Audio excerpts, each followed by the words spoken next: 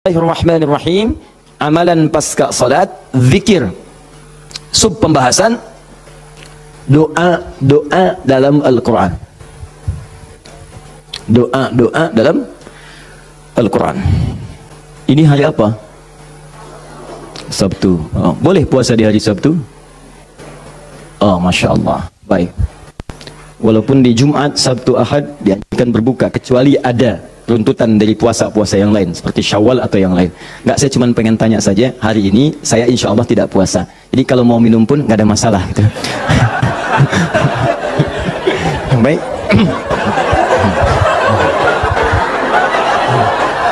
Oh, Masya Allah. Jazakallah khair.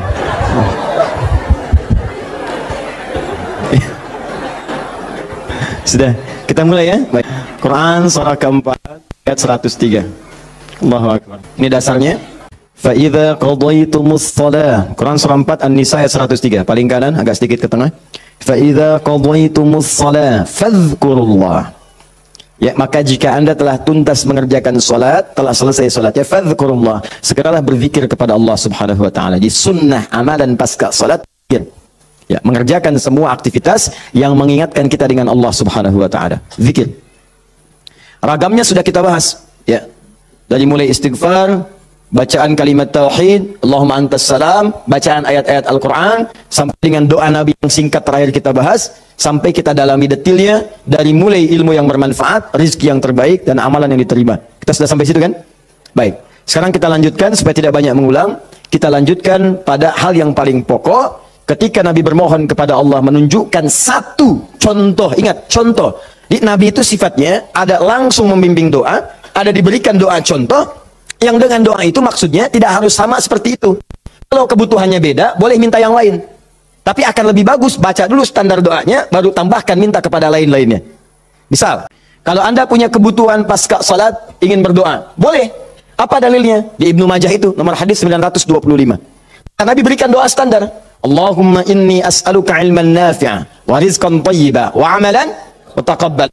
Minta ilmu, awas, yang bermanfaat, minta rizki yang berkah, dan mohon diterima amalannya.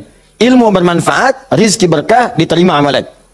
Tiba-tiba Anda punya permintaan spesifik, misalnya, Ustaz, saya seorang ibu, sekarang sedang mengandung, pengen kandungannya itu Ustaz diberkahi oleh Allah, pengen lahirannya lancar, pengen normal, pengen baik. Apa doanya? Apakah boleh berdoa setelah itu? Boleh. Karena tadi doa yang disampaikan itu standar dari Nabi yang pokok, yang memberikan contoh. Maksudnya silahkan berdoa apa saja minta. Kalau nggak kepikiran doa, minta doa dengan yang standar ini. Itu maksudnya. Dia tidak harus terbatas dengan doa itu, tapi jadikan sebagai patokan doa, setelah itu minta yang lain-lainnya. Paham? Baik. Nah, sekarang saya ingin ajarkan, ada isyarat dalam Al-Quran bagaimana supaya doa kita mau minta apapun selama baik menurut Allah, itu akan cepat dikabulkan. Seperti apa mintanya? Ada orang ingin bermohon kepada Allah Subhanahu wa taala. Kalau tidak ada sekatnya, tidak ada penutupnya, baik yang pertama, yang kedua, apalagi yang ketiga, maka semua yang diminta mudah untuk masuk. Minta spidol, masuk. Minta logam, masuk. Minta emas, masuk. Semua masuk. Tapi seringkali terjadi ada orang memohon, rasanya sulit kemudian untuk terkabul. Minta ini susah, minta ini lambat, minta ini sulit. Dan ini melanggar kaidah yang umum. Kaidah umumnya mengatakan setiap berdoa akan dikabulkan sepanjang itu baik bagi dirinya. Dan itu memang baik, tapi kenapa tidak masuk gitu? Misal kaidah standarnya di Al-Quran surah kedua Al-Baqarah ayat 186. Paling kiri sebelah bawah. Wa idza sa'alaka 'ibadi 'anni fa inni qarib ujibu da'watad da'i idza da'an falyastajibu li wal yu'minu bi la'allahum yarshurun. Kata Allah, Muhammad sallallahu alaihi wasallam, sampaikan kepada umatmu, sampaikan kepada umatmu, jika kalian nanti ingin mencari Allah, kamu ditanya, ada yang ingin mencariku, mencari Allah, katakan padanya, enggak usah dicari, saya dekat. Itu memberi harapan. Saya sering sampaikan makna kalimat ini. Anda cari, tanya panitia, mana ustadznya? Dijawab, ustadznya belum ada berita. Dengan yang kedua, jangan khawatir Pak, sudah dekat. Mana yang paling menenangkan? Sudah dekat. Sudah dekat. Nah, ketika ada yang bertanya pada Muhammad, saya ingin mendekat kepada Allah, jawab, usah repot, Allah dekat. Silahkan kau mendekat kepada Allah, dan Allah akan dekat dengan kita. Silahkan. Psikologis memberikan harapan. Dan umumnya orang yang mendekat kepada Allah, umumnya itu punya dua kepentingan. Kalau bukan bertobat dari maksiat, yang kedua punya permohonan ingin disampaikan. Makanya sebelum diungkapkan itu dijawab oleh Allah. Saya tahu paling hambaku kalau mau datang mau minta. Silakan cek. Besok mau ujian, malam tahajud. Padahal kemarin enggak. Ya. Besok lamar pekerjaan, malamnya istighfar. Kemarin kemana aja, John? Ya. Selalu seperti itu. Minta.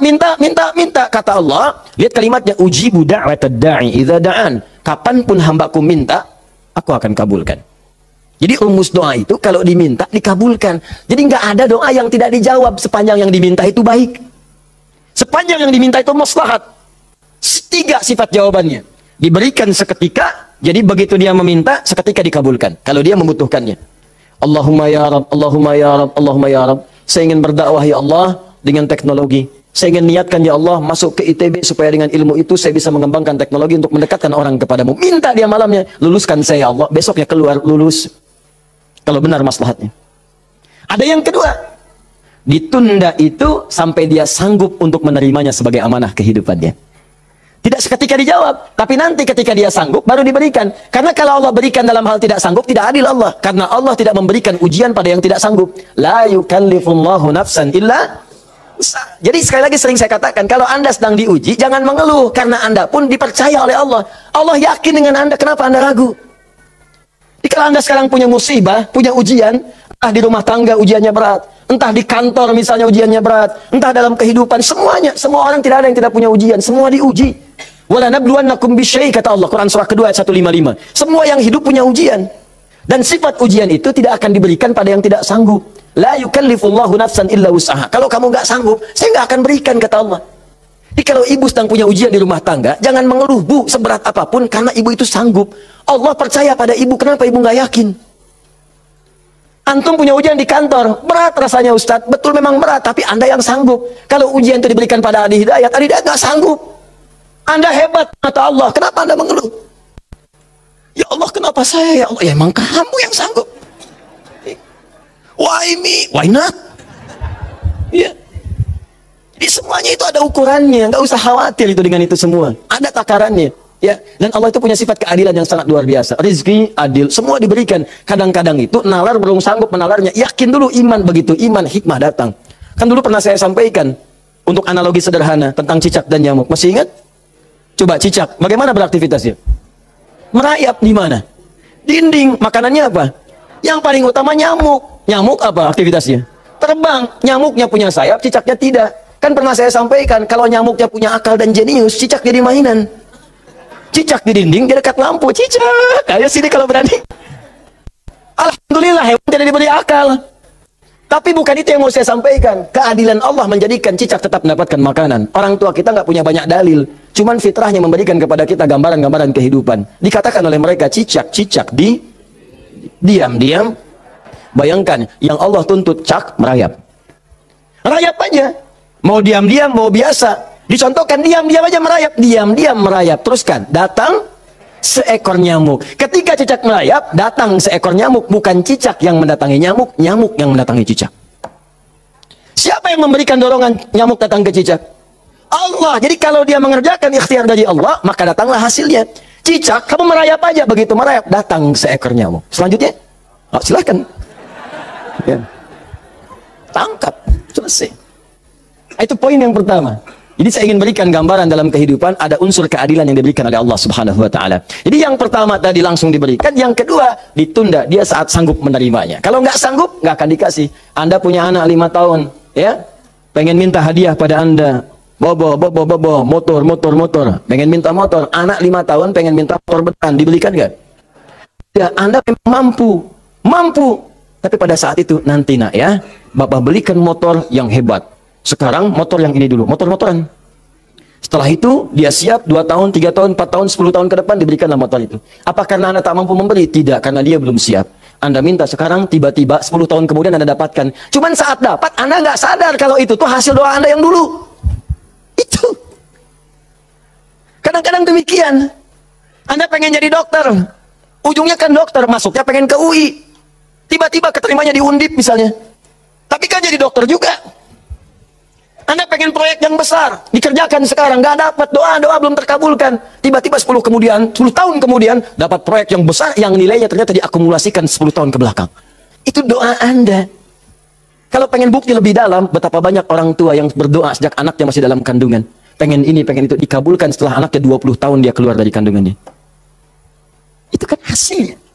Makanya ketika anak sukses, kata Al-Quran surah ke-46 ayat ke-15, ada isyarat di sana. Kalau Anda sukses, jangan menilai dulu kesuksesan itu adalah hak Anda, kewajiban Anda, atau atas jasa Anda. Barangkali Anda cuma 30%, 70%-nya ibu yang dulu pernah menangis di keheningan malam. Ya Allah, jadikan anak saya seorang insinyur, ya Allah. Ya Allah, jadikan anak saya, ya Allah, orang yang soleh. Ya Allah, jadikan anak saya si fulan.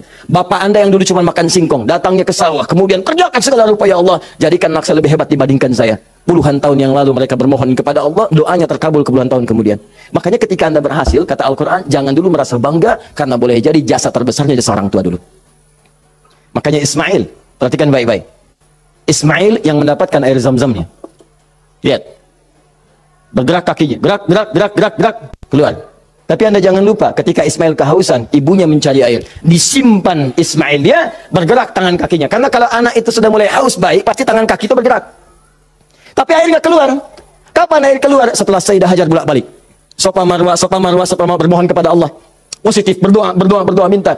Ketika kemudian bagian yang terakhir ketujuh itu berada kemudian di marwah, tiba-tiba mendengar satu percikan air keluar. Kapan air keluar? Karena jejak kaki Ismail yang menendang kemudian ke arah pasir itu, malaikat mengepakkan sayapnya. Keluarlah. Kata ibunya, zam. Zam itu artinya kumpul jangan berhenti, kumpul jangan berhenti, kumpul jangan berhenti. Kalau kumpul saja mungkin berhenti, ijma, tahadda. Ini zam. Kumpul jangan berhenti. Sampai sekarang air itu selalu berkumpul, tidak pernah berhenti. Dikenallah dengan air zam-zam. Orang kebanyakan cuma minum zam-zamnya, tapi tidak pernah mendalami kisahnya. Di situ ada bakti orang tua, di situ ada sayang kepada ibu, di situ ada cinta kepada orang tua, dan sangat luar biasa. Poin ketiga, kadang-kadang meminta sesuatu yang A diberikan B oleh Allah. Karena boleh jadi, maaf, yang dimintakan itu tidak ada maslahat untuk kita. Dalilnya Quran surah kedua ayat 216, paling kiri sebelah atas. Kutiba alaikumul qitalu wa huwa kurhul lakum. Diwajibkan bagi kalian berjihad, berperang dalam konteks perang, medan perang. Tapi ada juga konteks umum dengan rumus tafsir, al-ibratu bi umumil lafzi la bi khususis sababi. Kalau ada lafaz dalam Al-Qur'an jangan dikhususkan pada sebabnya, sepanjang konteksnya umum. Perang terbesar, perang melawan perasaan kita. Perang melawan hawa nafsu. Perang melawan negative thinking, kadang-kadang negatif kepada Allah. Kenapa saya, ya Allah? Kenapa ini nggak berakhir, ya Allah? Kata Allah, "Hei, asa an takrahu syai'an fa huwa khairul lakum." Boleh jadi kamu nggak suka, tapi ini yang terbaik buat kamu. Kamu kan nggak tahu kapan wafat. Bukankah kalau saya belum kabulkan kamu rajin tahajud? Kamu rajin puasa, kamu rajin baca Al-Quran, kamu kemana aja selama ini? Mau wafat, masih sibuk dunia. Saya pengen yang terbaik untukku sampai pulang ke akhirat. Dipaksa untuk mendapatkan itu. Kadang-kadang kamu pengen yang ini dunia, ini nggak bagus. Kamu pengen direktur, kamu maksiat banyak nanti di sana. Cukup level manager saja. Wa'asa an tuhibbu syai'an fa huwa syarrul lakum. Kadang-kadang yang ideal yang dipengenkan itu nggak bagus, kata Allah. Kenapa? Wallahu ya'lamu wa antum la ta'lamun. Karena Allah tahu masa depan kau tidak. Anda punya anak 5 tahun sakit, dia kata dokter jangan makan apel. Jeruk boleh nggak, Dok? Boleh. Maka anak itu merengek, mama, pengen apel. Kata mama, jangan, nak, gak bagus. Apel, dibelikan aja jeruk. Ini kan jeruk, mama. Bukan, nak, ini jeruk rasa apel. Paham? Nah, jadi ini yang pertama, sifat doa itu kalau diminta pasti dikabulkan. Tapi ada segelintir orang yang ketika memohon ternyata tidak mendapatkan bagian itu. Apa persoalannya? Perhatikan, hadisnya sahih. Sampai Al-Imam An-Nawawi mencantumkan ini dalam salah satu hadis di Al-Arba'innya. Thumma dzakara rajula. Awas, hati-hati. Yutilu safara. Thumma dzakara rajula yutilu safara asy'atha aghbara. Lalu Nabi mengisahkan tentang seorang lelaki yang menempuh perjalanan panjang sampai tampilannya penuh debu. Ya, bahasa Inggrisnya kurang lebih the kill of the kumel. Ya. Jadi udah banyak debu lah ya dalam dirinya. Awas ya, yamuddu yadaihi ila sama, lalu mengangkat tangannya ke langit, mengangkat tangan. Nanti saya ajarkan fikih mengangkat tangan ya. Fa yaqulu ya Rabb, dan dia berkata ya Rabb. Fokus sebentar.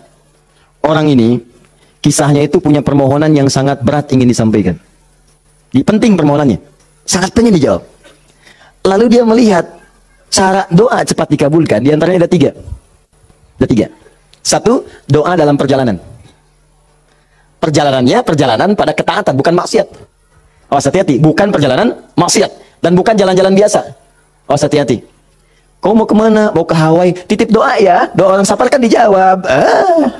Tuh yang umrah, yang haji, gitu kan? Ya, itu yang dimintakan. Mohon, minta. Tapi kalau yang perjalanan maksiat tidak. Bro, mau ke mana? Las Vegas. Titip doa ya. Itu belum dimohon dan ditolak. Ya, belum dimohon. Jadi, satu, menempuh perjalanan panjang. Kedua, orang yang mengangkat tangan.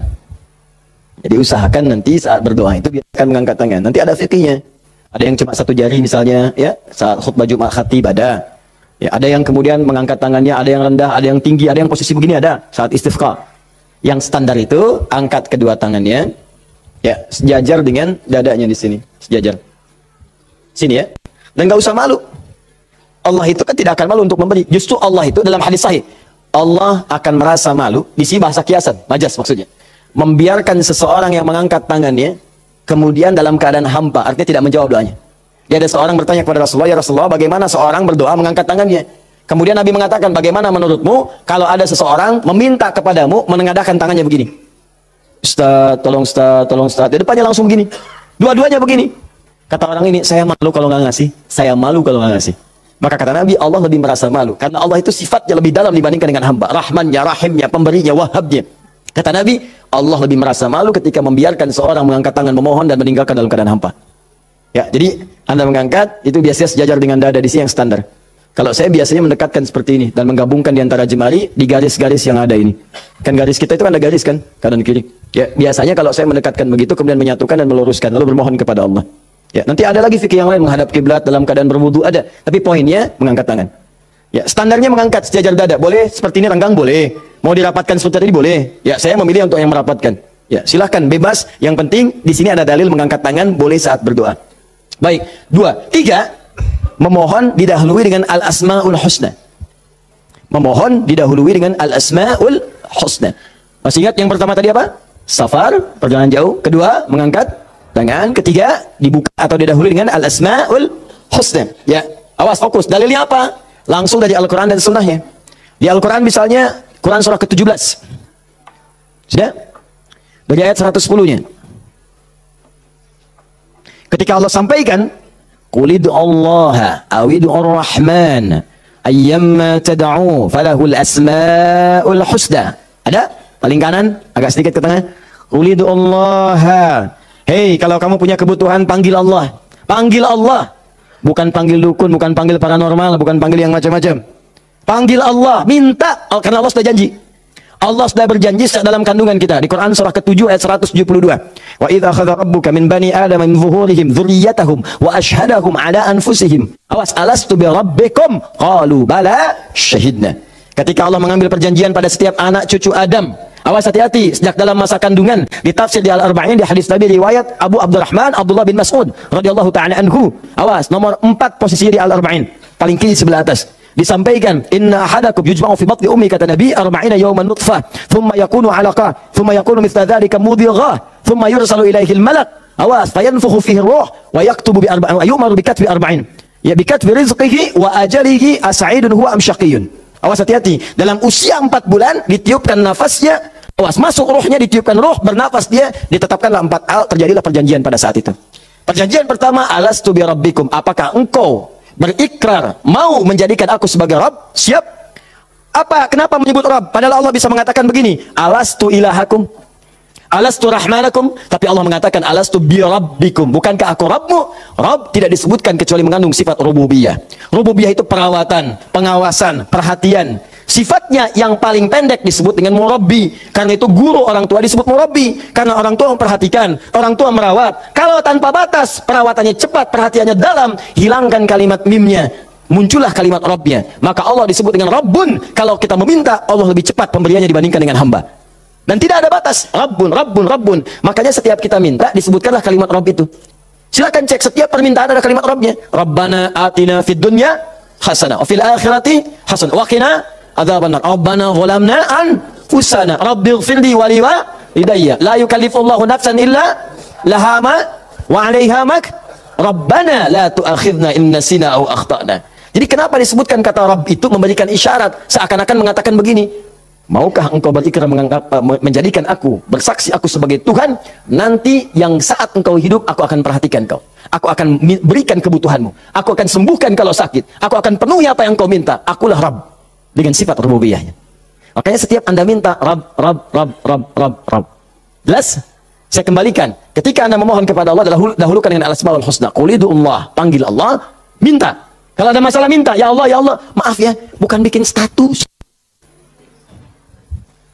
Bukan bikin status. Diuji dengan musibah yang dibikin status. Aku tidak menduga akan seperti ini. Terus yang tidak lucu, kenapa doanya di media sosial? Doa itu di mihrab, doa di kamar, doa di masjid, bukan doa di Facebook. Doa di Instagram, doa di Facebook. Aminkan ya, like. Apa yang mau dicari? Udah minta yang betul. Minta yang mohon dengan khusyuk. Mohon. Quran surah 7 ayat 205. Wadhkur rabbaka fi nafsika tadarruan wa khifatan wa dunal jahri minal qaul. Kalau butuh sesuatu, sebut nama Allah dalam jiwamu. Bukan dalam media sosialmu. Bukan di WhatsAppmu. Bukan di Instagrammu. Online-kan hatimu dengan Allah. Minta dalam jiwamu dengan penuh ketundukan. Dengan penuh kepasrahan. Dengan penuh harap. Mohon ya Allah. Ya Allah ya Rabb. Minta. Sebut namanya bagaimana ya Allah. Atau yang kedua Ar-Rahman. Atau, nah ini rumusnya. Ayyamma tada'u. Atau kapanpun kamu ingin panggil minta sama Allah. Falahul asma'ul husna. Carilah nama-nama terbaik yang Allah miliki sesuai dengan kebutuhanmu. Jadi Allah itu telah memberikan nama bagi dirinya sesuai kebutuhan kita. Panggil dengan nama itu. Misal ya, maaf. Anda terkait rezeki nih, mau bekerja, pengen rezeki yang berkah. Panggil namanya ya Allah, sambungkan dengan nama Asmaul Husnanya. Ya Allah, ya Razzaq. Teman-teman yang kuliah di kampus, di sekolah, besok mau ujian atau mau masuk sekolah belajar pertama, supaya diberikan ilmu yang dalam. Ya Allah, ya Alim. Allahumma faqihni fid din wa'alimni ta'wil. Ya Allah, ya Alim. Rabbi zidni ilma warzuqni fahma. Ya Allah, ya Alim. Punya ujian berat, ya Allah, ya Sabar. Diganggu di pekerjaan, di aktivitas, ya Allah, ya Malik, ya Jabbar. Minta. Dan jangan semua harus disebutkan. Nanti yang tidak dibutuhkan jadi muncul. Ya Allah, ya Rahman, ya Rahim, ya Malik, ya Qudus. Memang boleh, nggak apa-apa. Kalau untuk ibadah, bacakan itu boleh. Tapi kalau untuk bermohon, saya sarankan cari yang sesuai kebutuhan. Kalau mau ibadah dengan menyebut nama saja boleh, silakan. Tujuannya apa? Zikrullah bidzikri asma'il husna. Zikir kepada Allah dengan menyebut al-asmaul husna boleh. Ya Allah, ya Rahman, ya Rahim, ya Malik, ya Qudus sampai akhir. Saya dulu ujian pertama kali masuk jurusan akidah, begitu masuk pertama kali, soal ujian di akidah itu cuma 3. Tapi setiap akan menjawab 3 itu, selalu harus dituliskan al-asma'ul husna dari awal sampai akhir, dengan hadisnya plus tafsirnya. Baru boleh jawab soal. Betul. Itu ujian saya dulu begitu. 3 soal Anda bayangkan. Setiap soal al-asmaul husna dulu. Tulis. Dengan dalilnya, hadisnya. Hadis itu dibagi 2. Hadis pokoknya, hadis klasifikasinya. Setelah itu tafsirnya, baru boleh jawab soal.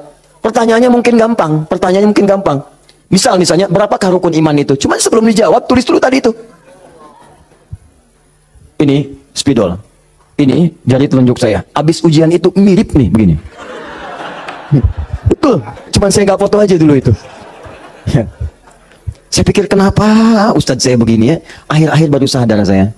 Allahu Akbar. Rupanya beliau ingin menanamkan kedekatan kita dengan Allah dimanapun berada. Sebab kalau kita mengingat, menuliskan terus, maka dia akan sampai apa yang kita tuliskan merasap ke dalam tangan kita. Minimal jadi saksi di hari kiamat. Ya, di penanya, di hati kitanya, di bawahnya, sehingga ingin merasakan taqarrub ilallah dalam setiap keadaan kita. Cari itu, dapatkan, mintakan, mohon. Nah, 3 syarat ini terpenuhi di orang tadi. Perhatikan, perjalanan jauh dia tempuh. Sampai tadi banyak debu. Angkat tangan diangkat, yamudu yadayhi ilas sama. 3 dia minta dengan al-asmaul husna. 3-tiganya lengkap. Seharusnya doa dia dikabulkan 3 kali lebih cepat dari orang biasa. Karena 3 hal tadi dipenuhi. Qurannya ada, hadisnya ada. Bahkan Sayyid Sabiq itu pernah menulis kitab Al-Aqaidah Al-Islamiyah. Dalam bab al-asmaul husna disebutkan hadisnya populer. Hampir kalimat-kalimat tauhid di kitab-kitab hadis ada hadis ini. Seorang setelah menunaikan salat kemudian berdoa kepada Allah Subhanahu wa taala di samping Nabi sallallahu alaihi wasallam. Dia berkata, "Allahumma ya Allahul Ahad. Ya Allahul Ahadus Samad, alladzi lam yalid wa lam yulad wa lam yakul lahu kufuwan ahad. Allahumma ighfirli." Dia sebelum mintanya Allahumma ighfirli, tapi sebelum minta didahului dengan al-asmaul husna. Kata Nabi, "Atadri madza tad'u? Atadri madza da'ut?" Tahukah engkau bagaimana engkau baru saja berdoa? Allah wa Rasulullah alam, saya nggak tahu ya Rasulullah maksudnya apa. Kata Nabi, da'autallah bi asma'il a'zam. Idza du'iya bihi ajaba wa idza su'ila biha a'ta. Engkau baru saja bermohon kepada Allah dengan menyebutkan nama-namanya yang paling dahsyat. Yang kalau engkau berdoa dengan mengawali nama-nama itu, maka semua doa akan dikabulkan, semua permintaan akan diberikan. Hadis selesai. Orang ini melakukan ketiganya. Tapi apa jawab Nabi? Allahu Akbar. Dia sudah menempuh perjalanan jauh, dia sudah mengangkat tangannya ke langit, dia menyebut ya Rabb, ya Rabb, ya Rabb. Kata Nabi, anna yustajabu lidzalik. Bagaimana doamu bisa dijawab? Bahasa singkatnya, mustahil dijawab, mustahil dijawab. Mintalah kamu begitu sampai kiamat kurang 2 hari. Gak akan dijawab. Gak akan dijawab. Dia ada orang sudah mengerjakan 3 amalan dahsyat, tapi doanya gak dijawab. Kenapa dia? Allahu Akbar. Famat'amu haramun. Karena yang biasa dia makan haram. Mashrabu haramun, minumannya haram. Malbasu haramun, pakaiannya haram. Wa ghudhiya biharamin, dan sumber kehidupannya haram. Maka jadilah yang haram itu seperti sekat seperti ini. Nutuplah cawan doanya. Semakin banyak kumpul, jadilah sekatnya makin kuat begini. Jadi bukan Allah nggak ngabulkan, mau dikabulkan susah, mental terus tuh, mental. Karena masih tertutup dengan yang haram. Maka dari itu, kalau Anda banyak berdoa, padahal doa itu maslahat untuk Anda. Secara umum seharusnya dikabulkan secara umum. Tapi tiba-tiba kok aneh gitu. Enggak lagi. Coba lihat, mungkin ada sekat dalam diri Anda. Mungkin ada maksiat, ada yang haram pernah dikerjakan. Buka dulu, buka cawannya. Keluarkan yang haramnya. Buka. Bagaimana membuka itu? Inilah yang tadi kita contohkan dengan ayat-ayat tadi. Tidak ada manusia yang sempurna. Yang sempurna makhluk diciptakan. Makhluk yang sempurna itu cuma malaikat. Tidak ada manusia yang sempurna. Sepanjang kita manusia pasti pernah berbuat salah. Tapi mungkin kesalahan itu menjadi penutup dari keinginan yang ingin kita mohonkan kepada Allah. Kenal Nabi Adam?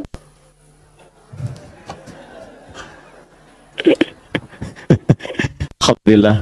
Habis puasa dapat Lailatul Qadar, kenal Nabi Adam. Nabi Adam itu manusia pertama yang diciptakan. Kemudian ditempatkan di surga. Surga miniatur, tugas pokoknya sebagai khalifah. Bukan surga yang akan kita tinggali nanti. Secara singkat, di surga itu diberikan 2 sifatnya, baik sebagai nabi ataupun sebagai manusia.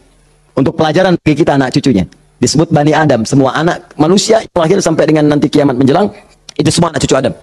Ingat ya, disebut Bani Adam. Bani itu anak cucu sampai habis. Bani anak cucu. Jadi semua berasal dari Adam. Jangan pernah dengarkan, jangan pernah mau menyimak kalau ada orang mengatakan manusia bukan berasal dari Adam. Kalau ada yang mengatakan manusia berasal dari monyet, nggak usah dengarkan. Bilang aja kalau Anda berasal dari silakan, jangan ajak-ajak saya. Ya, Bani Adam. Nah, ketika dimasukkan ke surga, maka nikmat surga itu kan diberikan, jaminan kan, Nabi kan dijamin kan, Rasul dijamin kan, maka langsung dimasukkan. Tapi di situ dilatih sifat kemanusiaannya. Apa sifat kemanusiaannya? Quran surah kedua ayat 35. Wala taqraba hadhihi syajarata fatakuna minadh zalimin. Awas. Wa qulna ya Adam uskun anta wa zaujukal jannah. Kami firmankan, Adam, kamu dan pasanganmu, istrimu masuk ke dalam surga. Wa kula minha haitsu syi'tum ragadan haitsu syi'tum. Silakan nikmati semua kenikmatan di surga. Wala taqraba. Tapi jangan dekati ini. Jangan sentuh yang ini. Hadhihi syajarata, pohon yang ini. Sentuh pun nggak boleh, mendekat nggak boleh. Awas. Jadi nanti ada yang dahsyat, larang itu, larang. Perintahnya ada yang mendekat pun nggak boleh. Apalagi dikerjakan. Zina, perintahnya wala taqrabu zina, jangan dekat-dekat. Jadi kalau ada perintah dalam Al-Quran jangan dekat-dekat, berarti dosanya gede, besar. Mendekat ya nggak boleh. Kalau dikerjakan makin dahsyat dosanya. Makanya zina masuk ke dalam sab'ul mubiqat, 7 dosa besar. Dekat-dekat aja nggak boleh. Nah, cuma psikologi masyarakat sekarang itu, kalau nggak boleh dekat-dekat, makin penasaran. Itu yang jadi masalah. Makanya di Quran itu seringkali tegas. Kerjakan jahanam, kerjakan neraka. Harus begitu. Karena ada orang itu kalau dilarang suka penasaran. Nih, lubang, jalan. Di lubang ini ada buaya, lompatnya tinggi. Ada tulisan di sini, hati-hati, dilarang nengok. Lewat. Apa sih ini? Penasaran. Oh, gitu. Jadi kalau masih begini, kadang pengen dilihat, ganti kalimatnya, nengok, wafat.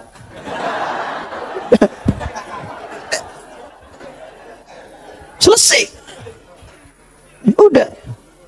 Itu sederhana gitu. Ya, makanya banyak kalimat di Quran tuh begitu. Hati-hati.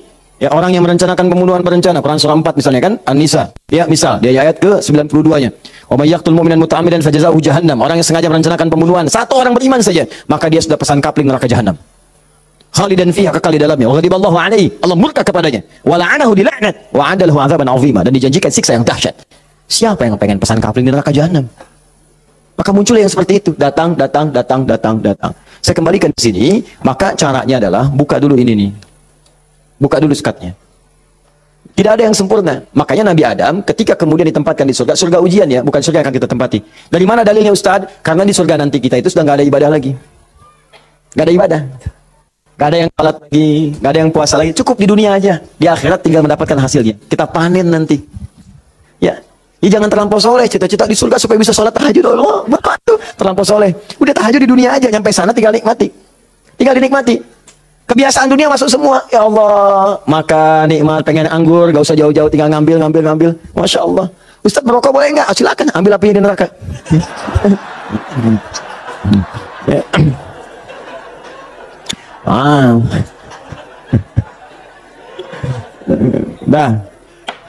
Jadi Allahu Akbar, Allah astagfirullah. Jadi teman-teman sekalian, ke situ kemudian turun ke bumi, jadi ujian.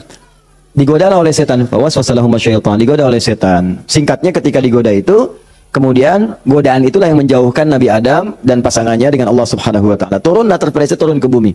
Singkatnya jadi pelajaran itu. Perhatikan baik-baik. Ini yang mau saya sampaikan. Ketika Nabi Adam, padahal beliau nabi, sifat nabi itu maksum. Kenapa diperkenankan oleh Allah berbuat salah pada saat itu dengan sifat kemanusiaannya? Padahal beliau nabi. Awas hati-hati. Ternyata bukan karena sifat kenabiannya, tapi sebagai contoh bagi anak cucunya yang bukan nabi, yang tidak punya sifat maksum. Jadi kalau nggak diberikan contoh begitu, tidak ada jalan bagi kita bagaimana cara mengembalikannya. Makanya dibuat kisah dalam Al-Quran itu, disampaikan, bukan dibuat kisah, kisahnya ada, disampaikan ke kita. Diberitakan. Ini dulu Adam dengan sifat kemanusiaannya salah. Padahal dia nabi, maksum, bisa dijaga oleh Allah. Kenapa diperkenankan salah? Untuk menunjukkan ibrah, pesan kepada kita, kalau salah, begini cara kembalinya.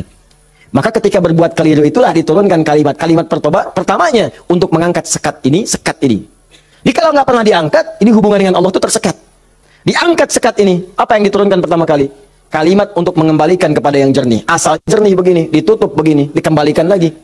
Sesuatu yang dikembalikan ke awal dengan cara yang baik disebut dengan tabayatubu. Sifatnya disebut dengan taubah. Awas. Hati-hati. Maka Allah turunkan kalimat pertama ketika turun ke muka bumi. Kalimat pertamanya Quran surah kedua ayat 37.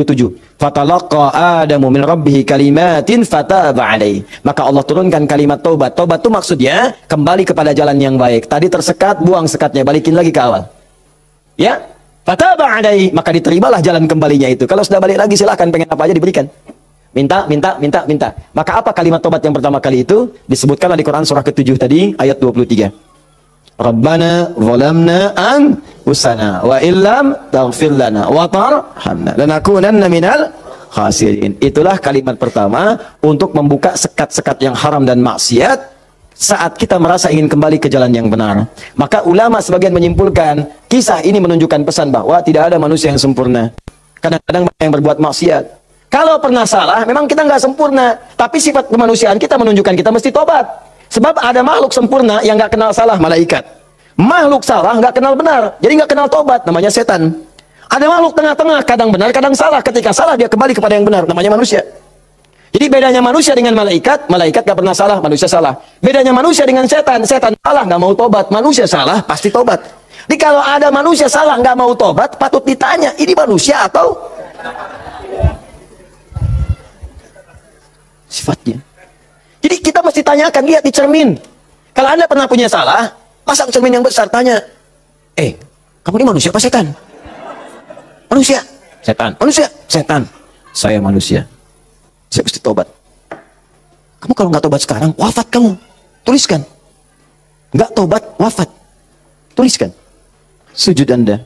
Bangun malam. Minta. Nangis. Minta. Tobat. Kalimat itu.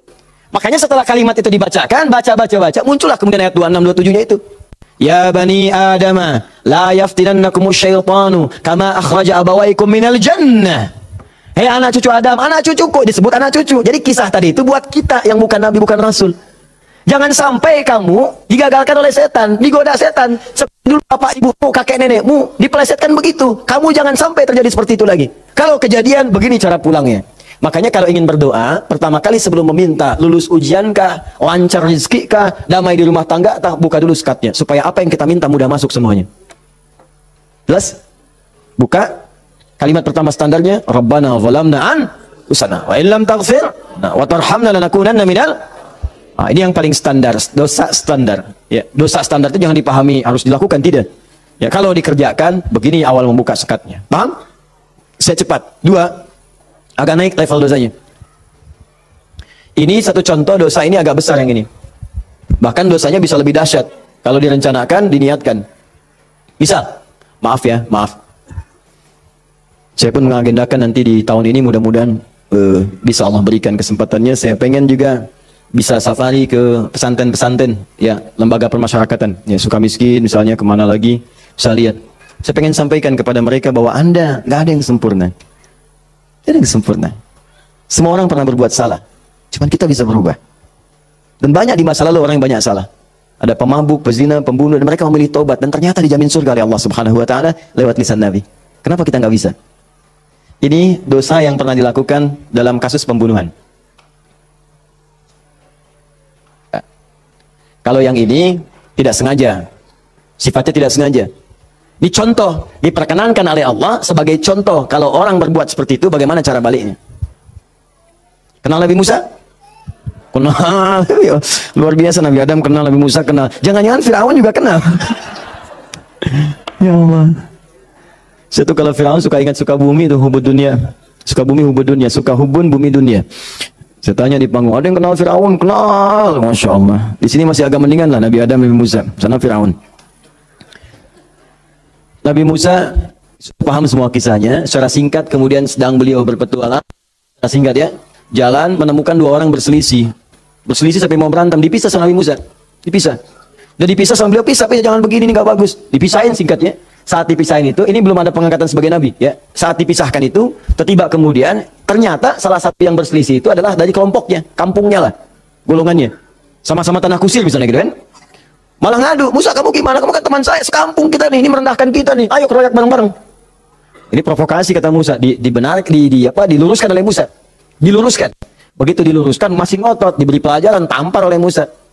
Nabi Musa itu kekuatannya, teman-teman sekalian, setiap nabi itu punya kekuatan 10 kali laki-laki biasa.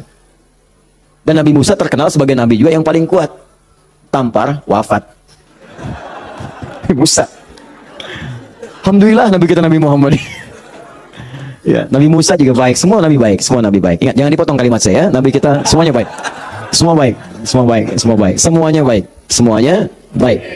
Baik, tampar, wafat. Begitu ditampar, padahal Musa melakukan sesuatu yang benar dan nggak ada niat memberi pelajaran aja, niat yang memberi pelajaran bagus, memang benar. Tapi begitu kemudian dia wafat, ada perasaan bersalah. Apa doanya kemudian pada saat itu diabadikan dalam Al-Quran? Rabbi inni zalamtu nafsi faghfirli. Yang indah fataba alaihi. Rabbi inni zalamtu nafsi, ya Allah aku salah, zalim saya. Padahal nggak diniatin loh Pak Bu, nggak diniatin, cuman kejadian gitu kan. Nah itu belum ada pengangkatan sebagai nabi, belum. Nanti diangkatnya setelah bertemu nanti kisah yang lainnya. Ini secara singkatnya, terjadilah peristiwa itu, lalu turunlah kemudian diabadikan doanya dalam Al-Quran. Rabbi inni zalamtu nafsi. Jadi kalau ada di antara kita, misal, pernah berbuat siapapun, tingkat kesalahannya sampai ke sini, tidak sengaja, atau pernah berbuat yang serupa, cepat taubat. Karena kalimatnya sudah turun. Nanti kalau sampai hari kiamat gak taubat, lebih berat lagi. Coba mau berkata apa di hadapan Allah Subhanahu Wa Taala? Hei! Aku kan tidak turunkan kalimat di bumi supaya kamu tobat. Kamu kan pernah bunuh orang kan? Tanggal sekian, jam sekian, kamu kejar-kejar, kamu tembak, kamu bom, kamu bunuh, kamu tusuk, kamu pukul, kamu macam-macam kan? Ada semua rekamannya terbuka. Aku turunkan kalimat tobat lengkap dengan kisah tuntunannya. Kenapa kamu nggak tobat? Mau jawab apa? Allah sudah kasih cara pulang tapi nggak digunakan. Allah nggak salah kan di situ? Diturunkan kalimatnya dan bahkan dijamin fataba alaihi, diampuni oleh Allah. Ayo balik lagi. Makanya 2000 tahun setelah Nabi Musa, lahir Nabi Muhammad SAW, itu diantara sahabat-sahabat yang jadi sahabat terbaiknya, kan dulu banyak yang hobinya juga begitu, jahiliyah. Ada yang hobinya berkelahi. Kenal Umar bin Khattab? Umar bin Khattab radhiyallahu ta'ala anhu, luar biasa, tegas, kekar, wah, senang duel sebelum masuk Islam. Siapa yang berani dengan saya? Ayo naik ke bukit itu, Jabal Qubais ditunjuk, bukit paling favorit. Naik ke sana, yang sekarang ada istana raja di situ. Ya di samping Zam-Zam itu. Naik. Sebelum berduel dengan saya, pamit dulu pada ibu yang telah melahirkannya, karena dia akan pulang tanpa nama. Umar, Allahu Akbar. Apa yang terjadi? Masuk Islam halus. Tersentuh, masuk Islam. Lalu kasarnya berubah menjadi tegas, dipakai melindungi Nabi SAW, dipakai menegakkan syariat dengan baik. Kehalusannya muncul, sampai datang tengok orang jadi khalifah, perhatikan orang, luar biasa. Tegasnya muncul. Ya, waktu Abdullah bin Ubay bin Salul itu, seorang munafik, kalau sholat di belakang Nabi, saf paling depan. Tapi begitu bubar, provokator paling pertama Abdullah bin Ubay bin Salul. Begitu keluar, Muhammad nih SAW. Mecah belah kita aja. Datang ke sini pengen jadi pemimpin. Dia punya masjid sini, kita bikin masjid yang lain. Bikin dirar. Selalu dipecah. Orang dah siap-siap perang Uhud, di pertengahan jalan diprovokasi, balik aja balik. Pasukan musuh lebih kuat, ayo balik-balik. Sepertiga berputar desersi. Anda bayangkan? Tapi apakah Nabi langsung menghukumi? Tidak. Nabi kenapa nggak dihukumi? Umar, gergetan saya. Ya, kata Nabi, kan belum jelas kelihatan nampaknya. Nanti jadi fitnah, pecah nanti semuanya karena dia masih dianggap pemimpin di kalangan yang lainnya. Biarlah nampak, nanti Allah berikan hujahnya untuk dia. Satu kali, tapi kalau di depan baik, di belakang menusuk dari belakang. Satu kali sakit. Begitu saat sakit itu, anak Abdullah bin Ubay bin Salul, anaknya namanya Abdullah, baik, soleh. Dan juga jangan simpulkan kalau keluarga misalnya bapaknya nggak bagus, pasti anaknya nggak bagus, belum tentu. Belum tentu. Kenal Abu Jahal? Anaknya Ikrimah. Bapaknya musuh Nabi luar biasa. Anaknya pembela Nabi yang paling hebat. Penunggang kuda yang dahsyat. Saf paling depan kalau jihad. Sampai Nabi itu dengan menghormati Ikrimah tidak pernah menyebut Abu Jahal di depan Ikrimah. Jangan singgung bapaknya, jangan. Supaya anak ini dalam keadaan dalam ketenangan. Abdullah bin Ubay bin Salul anaknya taat, namanya Abdullah juga. Sakit bapaknya datang kepada Nabi. Ya Rasulullah, bapak sakit, kata Nabi, yang berikan ini. Kasih air, berangkat pulang sana. Katakan dari Nabi. Datang senang pulang. Ya abati, papa ini dari Nabi. Apa sih Muhammad? Lempar, habis. Sampai sekarat disampaikan, datanglah Nabi ke rumahnya. Tapi nanti saat turun surat Taubah itu untuk dilarang menjalatkan. Begitu datang ke tempatnya, apa yang dikatakan? Manjanya luar biasa. Ya Rasulullah, itu di depan Abu Bakar, ada Umar dan yang lain-lain. Ya Rasulullah, biarkan aku wafat dengan mengenakan jubah terluarmu. Apa kata Umar? Ya Rasulullah, izinkan aku memenggal kepalanya. Itu cuman jubah aja kok, pakai aja. Udah meninggal. Itu Abdullah bin Ubay bin Salul. Hidupnya begitu meresahkan, wafatnya begitu kolokan. Tapi habis. Jadi yang pertama itu, coba, udahlah, banyak yang tobat. Umar jadi bagus. Tukang begal, Jundub bin Junadah. Wah, sekampung begal tobat. Jadi dai, sekampung jadi soleh semua. Saking dahsyatnya, kampung itu dikenal di kemudian hari. Namanya Ghifar. Sampai dikenal dengan Abu Dzar al-Ghifari. Sampai Al-Imam An-Nawawi mengutip hadisnya di Al-Arba'in itu nomor hadis 18. Ya, Jundub bin Junadah. An Mu'adz bin Jabal wa Jundub bin Junadah radhiyallahu taala anhuma qala Rasulullah sallallahu alaihi wasallam, ya, ittaqillaha haitsu ma kunta wa atbi'is sayyi'atil hasanatan amhuha. Ainal hadis? Mana hadis? Mana Qur'annya? Apa yang antum kerjakan tiap hari? Ngitung lagi. Mana bekal antum tuh pulang? Ini masa hadis satu hadis. Ambil, walaupun nggak hafal hadis kan nggak mesti hafal, baca hadisnya, lihat terjemahannya, amalkan isinya, buka konsepnya. 57 hadis kitab iman, tiap hari baca satu. Antum pebisnis, keluarkan hadis-hadis bisnis, tiap hari satu. Kalau Al-Quran hafalkan, satu hari satu ayat, sehari satu ayat, apa-apa. Pulang punya hujah di hadapan Allah. Ini tiap hari ngitung-ngitung dunia, wafat tinggal semua. Apa yang mau antum ambil? Berharap surga lagi. Takutlah kepada Allah, yang boleh yang baik. Jundub bin Junadah taubat, dikenal dengan Abu Dzar al-Ghifari. Puncaknya, mungkin ada orang pernah juga lebih daripada ini. Dia berzina, dia mabuk, dia macam-macam. Pokoknya mengoleksi dosa lah. Ya, orang ngoleksi mobil, ngoleksi musab, dia ngoleksi dosa. Jadi kalau nggak berdosa itu nggak enak. Kamu ngapain aja, si fulan sudah begini. Oh, masa besok saya lakukan yang lebih daripada itu. Jadi ngoleksi dosa, tumpuk dia. Yang begini pun, itu masih diberikan kesempatan Allah dengan oleh Allah diturunkan satu kalimat. Yang kalau dikerjakan, diamalkan isinya, diterima taubatnya. Turunlah Quran surah 39 ayat 53 tadi. Qul ya ibadiyalladzina asrafu ala anfusihim la taqnatu min rahmatillah. Muhammad katakan pada hamba-hambaku yang dosanya sudah israf. Israf itu melebihi dasar cukup. Lebih. Mubazir. Banyak. Datang ke pernikahan, ada prasmanan, orang sekali dia 10 kali. Israf. Balik. Israf. Ini ada israf dalam dosa. Itu pun kalau mau taubat, kata Allah, la taqnatu min rahmatillah. Ya, dari rahmat Allah. Innallaha yaghfirudz dzunuba, Allahu ya Rahman. Allah ya Rahim. Allah akan mengampuni semua jenis dosa sepanjang kau mau taubat. Di kadang-kadang Allahnya sudah pengen ngampunin, manusia yang nggak pengen. Firaun kan gitu, kurang apa lagi diutus 2 nabi langsung. Musa dengan Harun, idhaba ila fir'auna innahu tagha. Quran surah 20 ayat 43 sampai 44. Musa Harun pergilah ke Firaun, dia sudah mulai menyimpang. Faqula lahu qawlan layyina la'allahu yatadhakkaru wa yakhsha. Katakan kepadanya dengan lembut, mungkin dengan kelembutan itu dia sadar dan mau bertobat. Enggak mau. Musa, gua kan Tuhan yang gede, ana rabbukumul a'la. Marah, nantang, mau bunuh dan sebagainya. Sudah, selesailah dia tenggelam di lautan. Ya, jadi mumi. Teman-teman, ini jadi gambarannya, buka dulu skatnya. Kalau dibuka, ini yang terakhir, kalau dibuka begini, ternyata bukan cuma skatnya, dalamnya kotor. Kotor. Kalau ini kan masih bersih, diminum juga bisa. Masa sih Ustaz? Betul, contoh. Bismillah. Alhamdulillah. Ini ya. Bersih. Tapi kalau kotor, siapa yang mau minum? Tidak ada. Maka kalau minuman bercampur kotor, di sini ada kotoran misalnya kan? Ya, maaf. Masuklah kotoran yang sudah bernajis, kotor. Apakah mungkin akan diminum? Tidak. Yang dilakukan pasti akan dibuang dulu, cuci dulu. Jadi kadang-kadang sekatnya sudah dibuka, tapi haramnya belum keluar. Memang taubat dari dosa-dosa, misalnya, mohon maaf, dosa untuk menipu. Awas, dosa pencurian. Taubat betul, cuman barang yang dicuri dikembaliin dulu. Dosa dari ngutangin orang, betul. Dosanya taubat, cuman utang bayar lunas dulu. Bukan bermusafah kemudian lunas dosanya, tidak. Lunas utangnya, tidak. Maka ada hal-hal tertentu yang ketika saat dilakukan, sekatnya mesti dibuka, yang kotor yang mesti dikeluarkan. Tobat dari dosa musyrik, tobat bagus. Cuman keris yang dimusyrikan, pedang yang dimusyrikan, batu-batu yang dimusyrikan, buang dulu. Buang dulu. Tato-tato, gambar-gambar, kan? Aku tuh kalau melihat Lionel Messi, rasanya main bola aku jadi bagus deh. Sampai dibikin tato misalnya. Musyrik. Hati-hati, musyrik, buang. Taubat, buang dulu.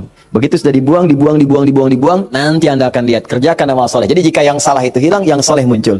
Kalau sudah yang soleh muncul, Anda nggak minta pun dikasih.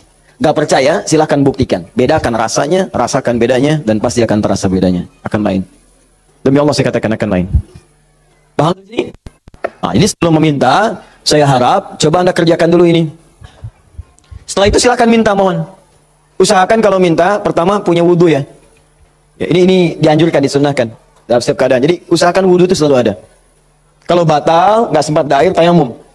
Ya, saya mendengarkan guru-guru saya, ulama-ulama, salafus saleh, orang-orang saleh membiasakan berwudhu. Saya coba ikutin, ternyata manfaatnya luar biasa. Dan jadinya di kebiasaan. Jadi kalau kita nggak berwudhu nggak enak. Ya, wudhu. Kalau Anda biasakan seperti itu, nah biasa nanti saat berdoanya enak. Ya, pertama wudhu dengan baik. Kedua, pastikan semua aktivitas kita dikerjakan dengan yang halal. Jadi jangan pernah sentuh yang haram-haram. Pakaian, jauhkan dari yang haram. Makanan, perangkat itu jauhkan dari yang haram. Nanti ada kenikmatan tersendiri. Kedua, yang ketiga, menghadap ke arah kiblat kalau mampu. Kalau tidak, seadanya. Ya, seadanya saja. Nah, misal, mohon maaf, sedang di pesawat, kan? Apalagi jadi pilot, kan? Menghadap ke arah kiblat. Jadi bahaya, kan? Nah, jadi sesuaikan, sesuai dengan keadaannya. Minta, jadi pertama apa? Punya wudhu. Kedua, bersihkan dari yang haram yang tidak baik. Yang ketiga, kalau mampu menghadap kiblat, kalau tidak, seadanya kemudian meminta. Ya, lalu yang keempat tadi masih ingat dengan al-asmaul husna. Yang kelima, angkat tangannya kalau memang di situ diperkenankan mengangkat tangan. Nanti kalau sudah seperti itu silahkan pilih doa-doanya. Ini doa yang sudah menikah, yang kemudian belum mendapat keturunan, ini doanya. Quran surah ketiga ayat 38 sampai 39 tambah Quran surah 19 ayat 3 sampai 15. Kalau bisa dilakukan di mihrab. Jadi di rumah bikin mihrab. Nggak harus ada ruangan. Sehamparan sejadah, kalau memang ruangannya terbatas, sehamparan sejadah, tapi minta dengan benar. Ya, minta dengan benar dan yakin kepada Al-Quran. Ya, yakin sama Allah aja, yang lain jangan disebut. Ya Allah, kata Ustaz ada hidayat, berdoa di mihrab dikabulkan. Saya nggak usah disebut.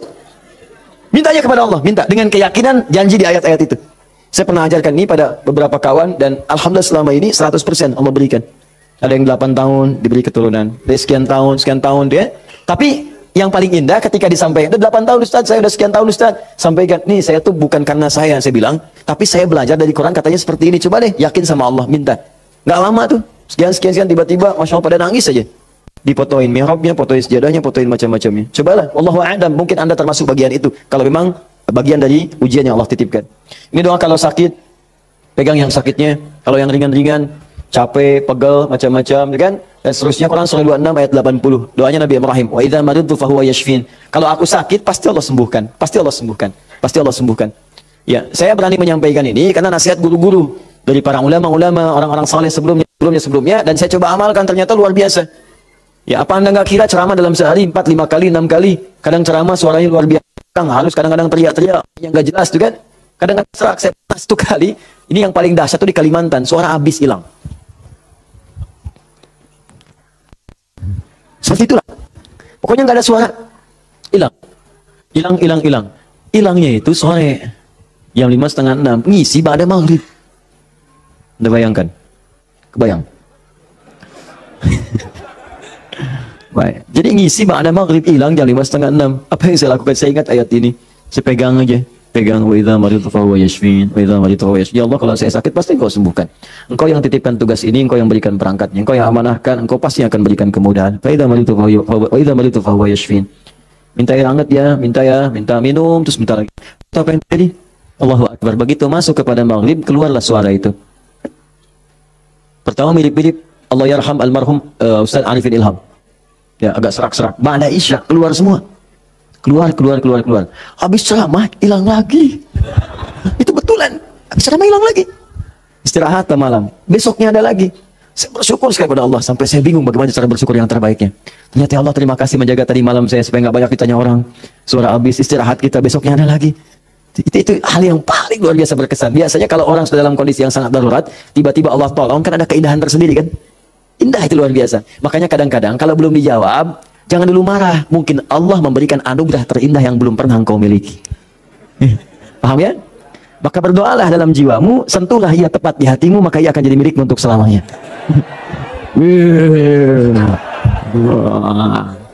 Catat. Nah, kalau penyakitnya parah, kata dokter nggak bisa, yang ini Quran surah 21 ayat 83 sampai 84. Ini sering saya sampaikan. Kalau umum, semua umum pengen baik-baik umum, ya inilah. Yang tadi kata antum sapu jagat ya. Berarti banyak di Quran doa supaya anak misalnya rajin sholat, keluarga bagus, turunan baik, doa sejak dalam kandungan. Ada sebuah, saya pernah sampaikan kok dalam keterangan yang cepat ya.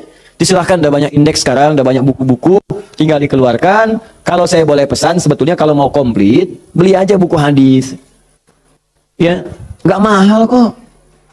Antum tuh lebih senang pulsa dibandingkan ilmu. Heran saya orang sekarang. Dulu orang ketemu ulama minta doa, sekarang minta foto. Aduh, sampai saya juga kepikiran apa nyetak aja yang banyak ya. Ustaz minta foto nih, Ustaz minta foto nih gitu. Aduh.